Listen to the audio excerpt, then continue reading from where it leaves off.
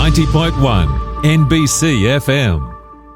This is Art Scrab on 90.1 NBC FM, and Michelle, I wanted to introduce you to a very good friend of mine. His name is Daniel Tolson, and just to give you a bit of a summary, he is a motivational business coach. He's coached over 1,000 businesses in emotional intelligence, but he's also been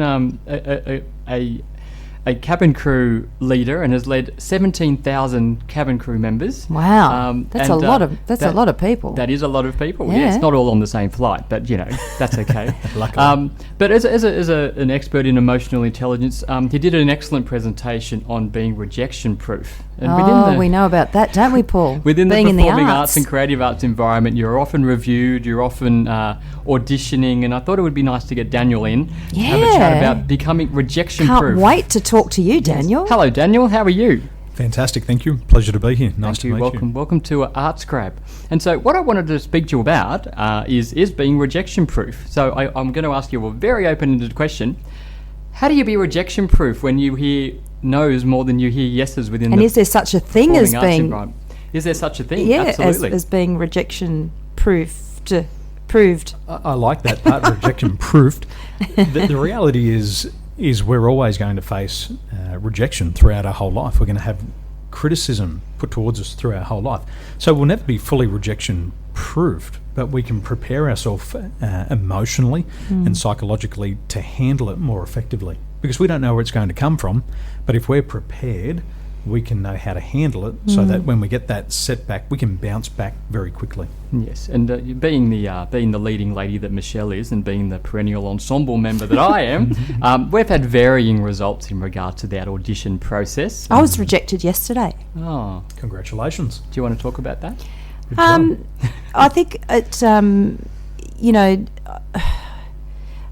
because I'm so old, I've learned strategies to deal with it. But it's not easy. It's not easy accepting a no, but it does give you a kick. So I want to hear. And Tell me. I refer to auditions as the coriander of musical theatre, because I hate auditions and I hate coriander just as much. How do we cope with the no's? The first thing we've got to understand is that a no is never personal. That's the first thing. You've got to accept that as a presupposition of what's happening. But we've also got to have a look at the numbers. 99% of the population simultaneously have a fear of rejection and criticism. So it exists in everybody. You're not alone. So you're not going through this all by yourself. What we know through psychology is that before we hit the age 18, we've heard no 148,000 times from our mum and dad, grandmother and grandfather, from our teachers. So we become hypersensitive to it. So being self-aware and understanding that this exists inside of us already, the second thing we've got to do is learn to regulate the thoughts and the feelings that follow it. Absolutely. Yeah, and if you were a particularly naughty child, as I was, I heard no probably even more than that. 300, 400,000. Oh yeah, millions. Yes. So I'm so fascinated that you're also an expert in emotional intelligence, because I rate that as, it's just the highest. I think it almost means more than anything to get you through life successfully. Yeah, and if you can control your emotions, particularly within a creative arts environment, you're halfway there, because you'll keep going past the no's till you get to the next yes. Yeah, but I also just think even to be a success in life, it's even things like, reading a room, or, when you're talking to someone, or if you're in a job interview, like getting the signals, getting the signs. Oh, I think I might be talking too much. I'll stop talking. That's mine. I can, you know what, you might sort of start talking about someone's kids, and you'd see their eyes light up, go, oh, that's a good thing. Whereas you see some people just don't get that stuff, do they? And I don't know, how do you teach someone to be emotionally intelligent? Well, you give them examples. Yeah. So Paul and I, Paul said, let's go for a coffee. So we went downstairs, we walked into the coffee shop next door. We walked in, we're going to get a coffee, and I said, I'd like to get a coffee somewhere else, because it smells like wet meat in here. So we walked out and we walked up the street and got a coffee somewhere else. Yeah.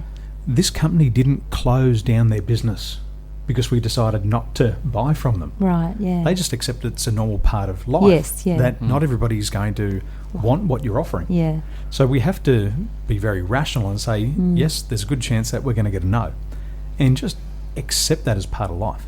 And we're hypersensitive. We want yes, but sometimes we put ridiculous expectations on other people that we have no control. And we call this the locus of control.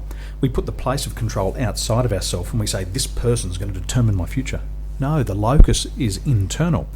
And it's how you respond to the no that determines your quality of your career or the quality of your life. Yeah, so you've done a presentation, or you've got a painting in a museum, or you've gone and performed to what you believe is the best of your ability, and you read in the newspaper that the particular critic didn't like what they saw or experienced.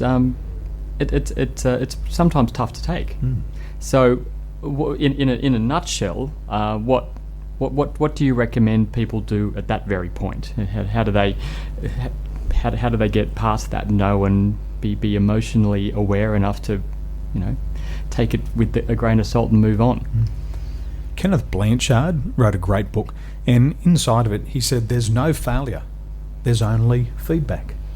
And so the no is a feedback, and it's never personal. It's not about you as a person, it's about the behaviour. So you've got to learn to separate the no and attribute it to your behaviour, whether that be acting or painting, and realise it has nothing to do with you. And that's the first thing you've got to do.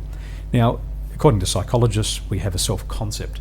And what we have to be able to do is we have to learn and program ourselves in advance that in the future I'm going to get a no. And when I get a no, I'm actually okay with that. And you keep moving forward. And so you just got to program your future thoughts and change your self-concept. Once you can handle that, you can handle anything. And you've written a book about this, if people want to find out more information about the fear of rejection. So, all I have to do is read the book. Yeah, just read the book. Amazing. 14 pages. Yeah? One of my cousins, I said, hey, this is a great book. I said, but I don't know how to position it. She said, Daniel, it's like a CD single. You just get the best track. Yeah. So it's 14 pages, and it shows you how to handle the fear of rejection. And if you apply those ideas, you'll get an immediate result. And the immediate result is, hey, actually, I'm pretty cool with no. Yeah. Because at the end of the day, there's one question. Can I handle this? If you get a no, can you handle that? Are you going to live? How do we get your book? Yes. So how do we get your book? Go to my website. That's the easiest one. And everybody loves something for nothing, so it's free. Okay. So go to www.danieltolson.com. We'll put this in our show notes on our Facebook so Top people can right-hand go. side, it says resources. Yep. Click the button, scroll down, and you'll see it there. Just put in your name and email address, free copy. Success and all those other things. So thank you for being on Arts Grab today, Daniel. And it would be remiss of us, being a music station, to not have you pick a song to finish the interview. Yeah. No pressure. Well, we're in the business of business, and we're in the business of success. So let's select There Is No Business Like Show Business. Oh, yeah. Now, this is from And Kiss. Get Your Gun.